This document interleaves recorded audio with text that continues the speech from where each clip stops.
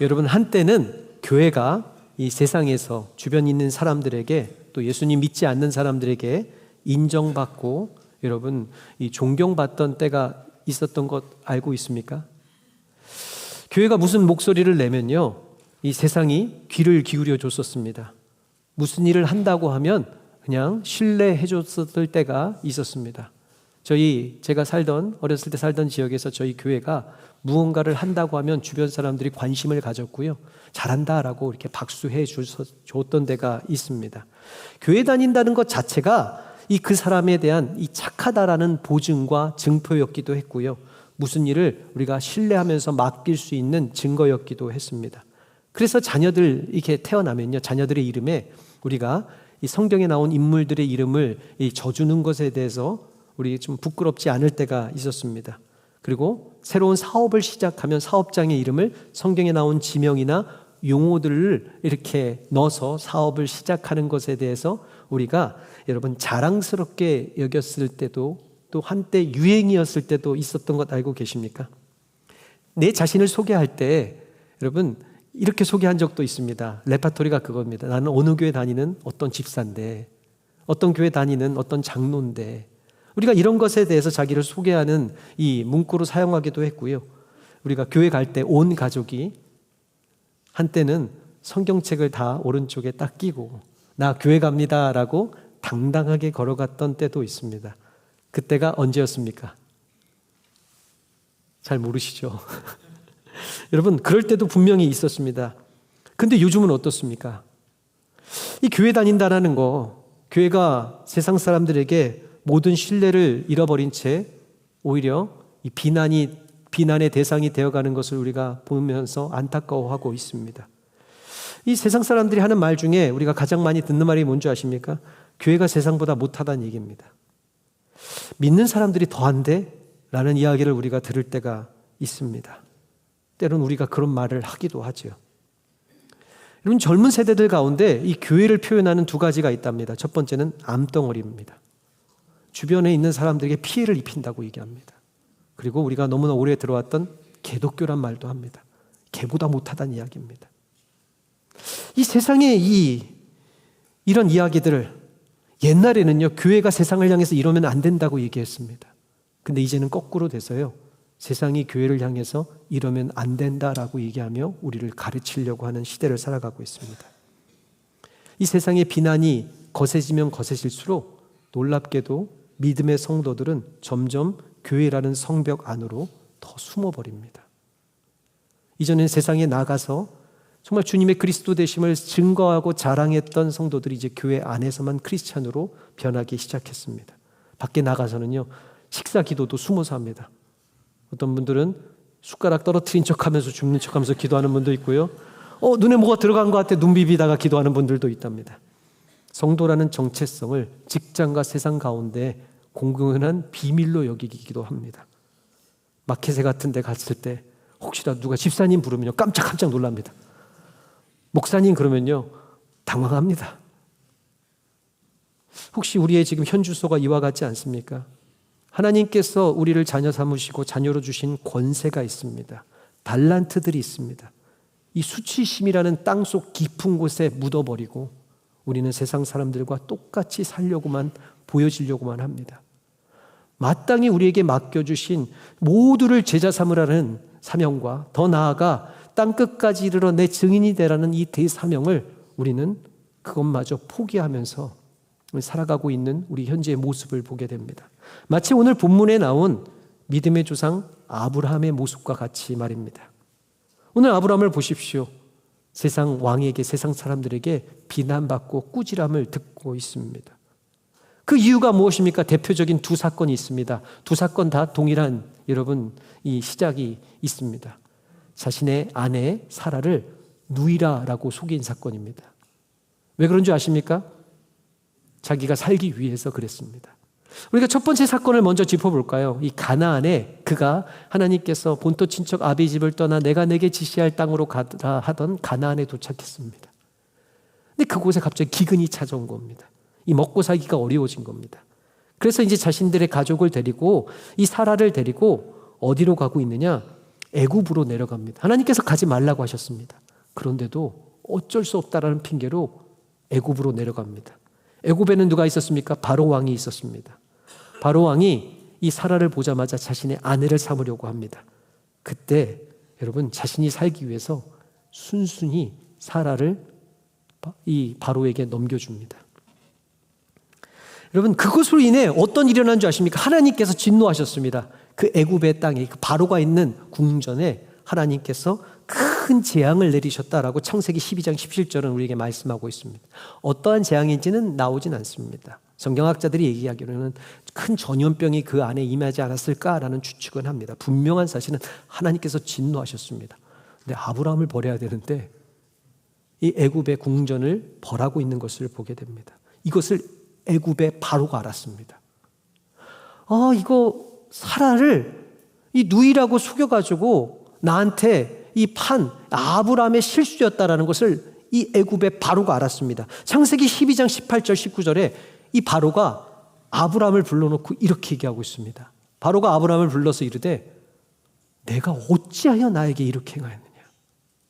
내가 어찌하여 그를 내 아내라고 내게 말하지 아니하였느냐?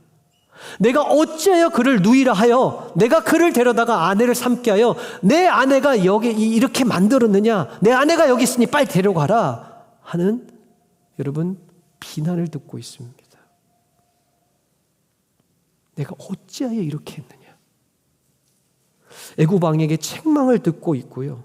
너로 인해서 이런 어려움이 찾아왔다고 이 아브라함을 비난하고 있고 가르치고 있습니다. 망신도 이런 망신이 없는 겁니다. 아브라함이 누구라고요? 믿음의 조상 아브라함입니다. 근데 하나님께서 이것을 허락하시는 것을 보게 됩니다. 자신이 살기 위해 남에게 피해를 입히는 인생입니다.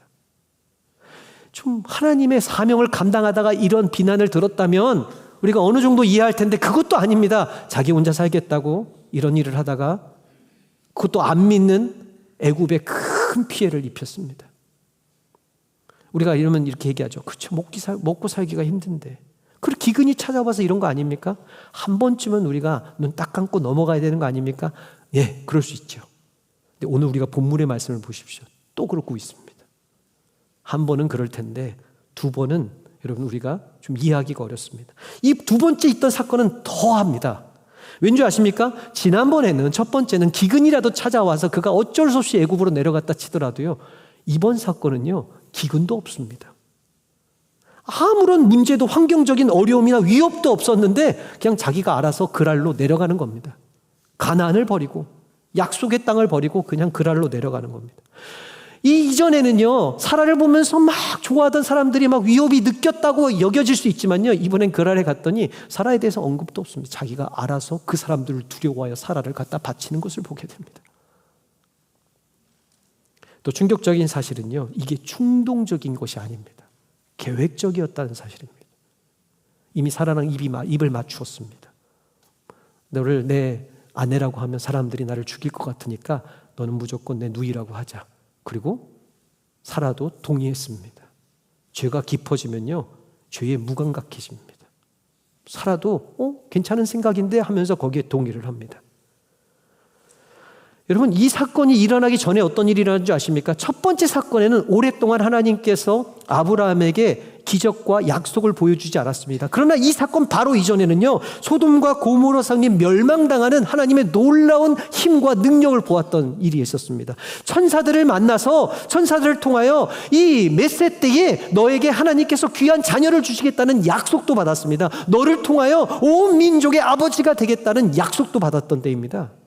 기적이 없었던 때가 아닙니다. 능력을 못 보았던 때가 아닙니다. 그 사건 바로 직후에 일어났던 일이 오늘의 이 그랄에 있었던 사건이었습니다. 하나님의 약속, 임재를 경험하고 난 다음에 직후에 일어났던 사건입니다. 가장 심각한 게 뭔지 아십니까? 하나님은 아브라함이 아닌 아비멜렉하고만 이야기하고 계십니다. 하나님의 백성, 하나님의 택하신 아브라함이 아니라 하나님께서 하나님을 알지도 못했고 믿지도 않는 아비멜렉에게만 말씀하고 있습니다. 그 아비멜렉이 들은 이야기를 가지고 아브라함을 꾸짖고 있는 것을 보게 됩니다.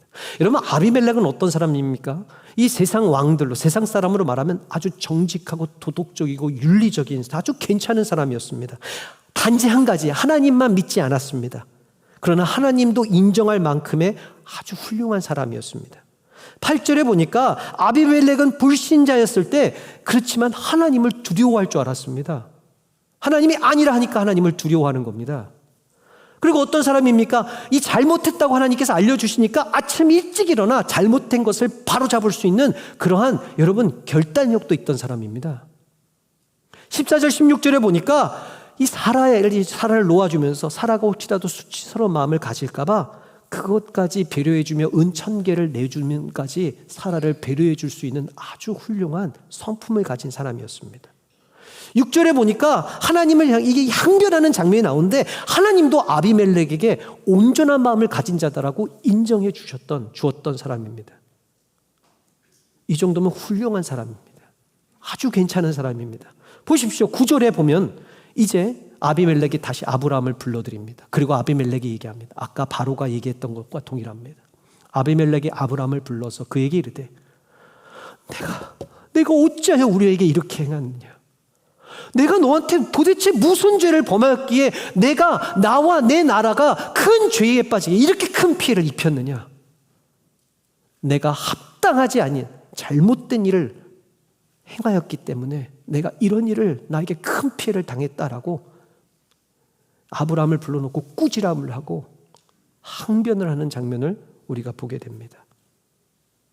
여러분, 이런 아브라함의 반복되는 남에게 피해를 입히는 우리가 상황을 보면 어떤 생각이 듭니까? 어떻게 보면 절망의 어떤 기분을 느낍니다. 이 정도쯤 됐으면 여러분 우리라면 어떻게 해야 됩니까? 아브라함은 버려야 됩니다. 이제 아브라함은 더 이상 소망이 없습니다. 우리가 요즘 젊은 세대들이 하는 것은 이번 생애는 끝난 겁니다. 이제 아브라함의 시대는 끝난 거 아닙니까? 오히려 하나님께서 쓰신다면 누구를 쓰셔야 됩니까? 아비멜렉을 쓰셔야죠. 우리 세상적으로 훌륭한 왕 아닙니까? 하나님 말씀도 들을 줄도 알지 않습니까? 그리고 즉각적으로 회개할 줄도 알고요, 순종할 줄도 아는 사람입니다. 이런 사람을 쓰셔야 되는 거 아닙니까? 여러분, 우리가 이 모습을 통해서 한번 우리의 모습을 돌아보기 원합니다. 요즘 유튜브나 이런 세상 이야기를 보면요, 우리 교회 안에 있는 우리들보다 더 정직한 사람들이 많습니다. 가난한 사람들, 힘든 사람들을 보면 위로해주며 상처를 싸매주는 단지 한 가지, 예수님 믿지 않는 더 세상적, 도덕적, 훌륭한 윤리적인 사람들이 세상에 많습니다. 오히려 그거에 비유했을 때 교회 안에 있는 우리들은요, 정직하지 못할 때도 많고요, 어떤 관계의 문제나 돈의 문제에 있어서 더 탐욕스러울 때도 많고요. 여러분, 문제가 어려움이 생기면요, 하나님의 말씀이 다가오면 더 그것을 거짓말로 뒤덮으려고 하는, 이 목사로부터 시작해서 우리 성도들의 교회 안에서의 연약한 문제들을 많이 볼 때가 많습니다. 소위 말해서 세상 사람들보다 더할 때가 많습니다. 마치 세상 사람들이 요즘 교회를 향해서 하는 이야기들이 그들에게만 하나님께서 말씀하셔서 우리에게 이렇게 말하라고 우리가 못 들으니까 우리에게 이와 같이 꾸짖으라는 그 꾸지름으로 들릴 때도 있습니다. 여러분, 어떻게 느끼십니까? 여러분, 하나님의 자녀라는 것이 자랑스럽습니까? 아니면 이것이 나에겐 부끄러움의 이유 중 하나입니까? 여러분, 하지만 우리가 오늘 말씀에서 반드시 기억해야 될 것이 있습니다. 첫 번째는 뭔지 아십니까? 아무리 우리가 부족하고 연약하고 실패한다 할지라도 우리의 연약함보다 더 크신 하나님의 은혜와 사랑이 있다라는 사실입니다. 오늘 본문은 여러분 이렇게 살면 안 됩니다로 끝나는 것이 아닙니다. 교회가 회개하고 반성해야 됩니다, 이것이 아닙니다. 그럼에도 불구하고 이것보다 더 크신 하나님의 사랑과 은혜를 우리는 잊어서는 안 된다라는 사실입니다. 그 사랑과 은혜는 우리가 죄악 가운데 있을지라도 우리를 넉넉히 용서해 주시고 우리를 하나님의 존귀한 자녀로 삼아 주셨다는 사실입니다. 로마서 5장 8절에 보십시오. 우리가 아직 죄인 되었을 때에, 언제요? 아직 죄에서 벗어나지 못해서 연약함 가운데 있을 때에 그리스도께서 우리를 위하여 죽으셨답니다. 그로 말미암아 하나님께서 우리에 대한 자기의 사랑을 확증시키셨답니다. 우리의 죄보다, 우리의 연약함보다 더 크신 예수 하나님의 놀라운 사랑과 은혜가 있답니다. 이사야서 53장 6절에 보니까 우리는 다 양 같아서 그릇 행하여 각기 제 갈 길로 갔거늘 그런데 여호와께서는 우리 무리의 죄악을 그에게 담당시키셨답니다. 다 양 같아서 자기 마음대로 자기의 소견에 옳은 대로 행하더라는 것입니다. 그러나 하나님께서는 그 죄악을 그의 아들 독생자 예수 그리스도께 담당시킬 만큼 우리를 여전히 사랑하시고 우리에게 은혜를 베풀길 원하신다라는 사실입니다. 우리의 연약함이 아무리 크다 한들 여러분 우리를 향한 그 사랑과 은혜의 크기를 결코 넘을 수 없다라는 사실입니다. 여러분 오늘 말씀해 보십시오. 아브라함은 비겁한 사람입니다. 죄 가운데 죄가 충만한 사람입니다. 그런데 이의 연약함보다 더 큰 것이 있습니다. 하나님의 약속입니다. 하나님께서 아브라함을 그 수많은 사람들 중에서 택하셨습니다. 왜 택하셨습니까? 은혜로 말미암아 전적인 은혜로 택하신 겁니다. 약속하셨습니다. 너로 말미암아 모든 민족의 믿음의 조상이 되게 하겠다라고 약속하셨습니다. 무엇이 큽니까? 아브라함의 연약함이 아니라 죄성이 아니라 하나님의 약속과 은혜와 사랑이 더 크더라라는 것입니다. 우리의 부족함이요 하나님의 계획을 멈추게 할 수 없다라는 사실입니다.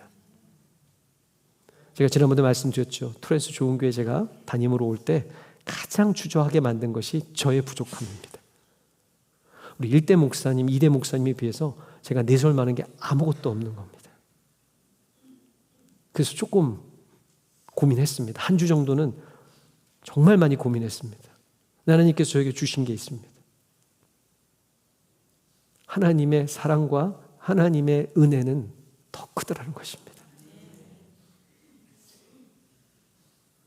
우리의 연약함, 우리의 죄성, 우리의 부족함이 있지만 그럼에도 불구하고 하나님은 은혜로 우리를 하나님의 자녀 삼아 주셨습니다.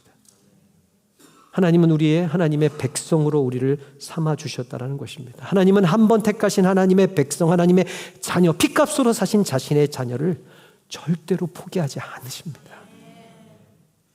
여러분들 하나님의 자녀, 여러분들의 자녀를 한번 생각해 보십시오. 비록 부족하고 정말 내 뱃속에서 난 자녀지만 어떻게 이런 행동들을 하고 이런 말을 하느냐. 여러분 사실을 보면 여러분 옛날에 했던 행동들 그대로 나오는 겁니다. 근데 우리는 잊어버렸죠. 그 자녀를 보면서 왜 너는 도대체 누구를 닮았냐 하면서 우리는 어떻게 한 줄 아십니까? 그 자녀를 포기하지 않습니다. 그 자녀에게 여전히 뭐라고 부릅니까? 내 아들아, 내 딸아 부릅니다. 화가 나도요. 때로는 너무 실망함이 크더라도요. 우리는 그 자녀를 포기하지 않죠. 하나님은 더 크신 아버지입니다. 하나님의 사랑과 그 자녀를 향한 하나님의 택하심의 은혜는요. 우리의 연약함보다 더 크십니다. 하나님은 세상 끝날까지 우리를 절대 놓치지 아니하십니다. 자녀들의 죄가 있다면 자기의 목숨까지 내어주시면서 덮어주기를 원하십니다. 우리는 이것을 깨달아야 됩니다. 여전히 우리는 연약하지만 우리는 여전히 하나님의 자녀이라는 사실입니다. 그 자녀 한 걸음 더 나아가 단순히 부끄러운 죄인을 다시 일으켜주시는 것으로 끝나는 것이 아닙니다. 다시 자녀라는 것을 깨닫게 하시는 것이 아닙니다. 여전히 하나님은 그 자녀를 통해서 자신의 일을 이루시는 하나님이라는 사실입니다. 세 번째, 그래서 중요한 것이 그럼에도 하나님은 사명과 자녀의 권세를 우리를 통해서 나타내신다는 사실입니다. 누구를 통해서요? 믿지 않는 사람이 아니라 믿는 하나님의 자녀를 통해서 하나님은 여전히 일하시는 능력의 하나님이시라는 사실입니다. 여러분 오늘 본문의 7절과 17절에 아주 놀라운 이 하나님의 크신 능력이 나옵니다. 아브라함은 그의 아내를 팔아먹은 파렴치한 죄인으로 지금 아비멜렉 앞에 서 있습니다. 이방왕 아비멜렉이 근데 하나님과 대화한 다음에 놀라운 선포를 합니다. 창세기 20장 7절에 뭐라고 얘기한 줄 아십니까? 이제 그 사람의 아내를 돌려보내라. 그는 누구라고요? 선지자라. 선지자는 어떤 사람입니까? 하나님의 말씀을 잘 지켜야 되는 사람 아닙니까? 그런데요, 하나님의 말씀을 하나도 모르는 그 사람을 아비멜렉은 그는 선지자랍니다. 누가 지정하신 줄 아십니까? 하나님께서 아비멜렉을 알게 하셨습니다. 그리고 중요한 말이 나옵니다. 그가 너를 위하여 기도하리니 그러면 너가 살려니와 내가 돌려보내지 않으면 너와 내가 속한 자가 반드시 다 죽을 줄 알아라. 하나님이 아비멜렉에게 알려주십니다. 아브라함은 누구라고요? 아내 팔아먹은 파렴치한 범인이 아니라요. 하나님은 그를 선지자랍니다. 그리고 아브라함이 너를 위해서 기도해 줘야지만이 지금 너희 집안에 임한 저주와 심판이 끊어질 수 있답니다. 하나님이 아비멜렉을 통해서 알려주신 것입니다. 아비멜렉이 비록 비난하고 비록 책망하지만 아비멜렉이 부탁합니다. 나를 위해서 기도해달라는 겁니다. 비록 실수하고 넘어질 수 있습니다. 그러나 하나님의 자녀임을 우리가 깨달을 땐 한 가지 더 깨달아야 될 것이 있습니다. 하나님은 그 자녀들을 통해서 악하고 어두운 것을 풀기를 원하시며 밝히기를 원하신다는 사실입니다. 우리가 이것을 잊으면 안 됩니다. 창세기 20장 17절 보십시오. 아브라함이 하나님께 기도했습니다. 그러니까 하나님이 아비멜렉과 그의 아내와 여종을 치료하사 출산하게 하셨다라고 오늘 성경은 우리에게 확증하고 있습니다. 오늘 어찌 보면 세상의 비난에 위축된 우리에게 주신 하나님의 놀라운 복음의 메시지입니다. 세상이 불러온 우리보다 더 윤리적이고 깨끗해 보이는 것이 맞습니다. 교회를 향한 그 비난들이 어찌 보면 합리적으로 우리가 들려질 때가 있습니다. 그러나 우리가 잊지 말아야 될 것이 있습니다. 첫 번째는 우리는 여전히 하나님의 존귀한 자녀라는 사실. 두 번째, 하나님은 여전히 우리를 통해서 역사하시고 일하신다는 사실입니다. 우리는 여전히 자녀의 권세가 있고 하나님은 그 자녀의 권세를 통해서 우리가 사용하기를 원하신다라는 사실입니다. 여러분 요한복음 1장 12절을 보십시오. 영접하는 자, 곧 그 이름을 믿는 자들에게는 하나님의 자녀가 되는 권세를 주셨답니다. 단순히 우리에게 요구하시는 것은 영접하는 것, 예수님을 내 삶의 주인으로 나를 위해서 십자가에서 죽으신 능력의 하나님으로 우리가 믿고 의지하기만 한다면 우리에게는 그 자녀가 떠나지 않는다라는 약속입니다. 마태복음 18장 18절 19절 보십시오. 진실로 너희에게 이르노니 무엇이든지 너희가, 여기서 말하는 너희는 누굽니까? 아브라함과 같은 우리입니다. 땅에서 매면 하늘에서도 매일 것이요 무엇이든지 땅에서도 풀면 하늘에서도 풀리리라. 진실로 다시 너희에게 이르노니 너희 중에 두 사람이 땅에서 합심하여 무엇이든지 구하면 하늘에 계신 내 아버지께서 그들을 위하여 이루게 하시리라. 여기서 말하는 너희 중에 두 사람이 어떤 사람입니까? 율법을 잘 지킨 사람들입니까? 연약하지 않은 사람들입니까? 도덕적인 사람들입니까? 윤리적인 사람들입니까? 아닙니다. 예수 그리스도를 구주로 영접한 사람들입니다. 그 사람들이 기도하면요 하나님께서 묶인 것을 풀어주시겠다는 것입니다. 여러분 이와 같이 자유케 하시겠다는 것입니다. 어둠을 밝히시겠다는 것입니다. 누구를 통해서요? 믿음의 하나님의 자녀들을 통해서. 세상의 사람들이 아닙니다. 세상이 보는 나의 부족함과 연약함이 아닙니다. 여전히 죽어가는 영혼들을 살릴 권한과 묶여있는 것을 풀을 능력과 막혀있는 담을 허물 권세는요 예수님 밖에 있는 사람들이 아니라 예수님 안에 있는 사람들에게 있다라는 사실입니다. 우리는 오늘 이것을 깨달아야 됩니다. 여러분 오해하지 마십시오. 우리의 세상이 말하는 그 부족하고 연약한 것이 죄가 아니라는 것이 아닙니다. 그것이 지적되어질 때 우리는 귀를 막아서는 안 됩니다. 잘 들어야 되고요. 하나님의 말씀에 비추어서 악한 것들이 있다면 철저하게 회개해야 됩니다. 오늘 말씀도 보십시오. 하나님은 바로왕 앞에 수치를 당하게 하십니다. 그랄왕 앞에서도 여러분 쓴소리를 듣게 하십니다. 그만큼 너는 악하다는 것을 깨닫게 하십니다. 그러나 기억해야 될 것이 있습니다. 그것보다 더 크신 하나님의 은혜를 잊지 말라는 것입니다. 그것보다 더 크신 하나님의 자녀의 권세를 땅속에 묻어두지 말라는 것입니다. 철저히 회개하되 자녀의 권세를 회복하시고 자녀의 능력을 사용하시기를 주님의 이름으로 축원합니다. 우리 자녀들이 묶여 있습니까? 믿음의 주 예수님을 영접한 우리가 가서 자녀를 향해 담대히 선포해야 됩니다. 주 예수 그리스도 이름 명하노니 내 자녀를 묶고 있는 어둠의 권세들은 물러가라라고 선포할 수 있어야 됩니다. 혹시 내 질병, 육신의 연약함으로 세상의 질병 가운데 얽매여 계십니까? 우리는 그 질병을 향해서 떠나가라! 라고 선포할 수 있는 권세가 우리 가운데 주어졌다는 사실입니다. 회개하되, 철저히 회개하되 우리에게 맡겨주신 달란트와 사명은 여전히 우리 가운데 주어진 하나님의 능력이라는 사실입니다. 오늘 담대히 선포하십시오. 여러분 삶 가운데 묶여져 있는 곳을 향해서 자녀로서 정말 예수님의 피값으로 사신 자녀로서 담대히 선포하시길 바랍니다. 담대히 주의 능력으로 여러분들에게 맡겨주신 사명을 감당하시기를 주님의 이름으로 축원합니다. 하나님의 자녀에 주신 달란트를 땅속에 수치심 가운데 묻어두지 마시기 바랍니다. 주님 앞에, 십자가 앞에 내어놓으시되, 주님 약속하시지 않았습니까? 내어놓기만 하면, 고백하기만, 그는 미쁘고 의로우사 우리의 모든 죄를 사하시는 능력의 하나님이십니다.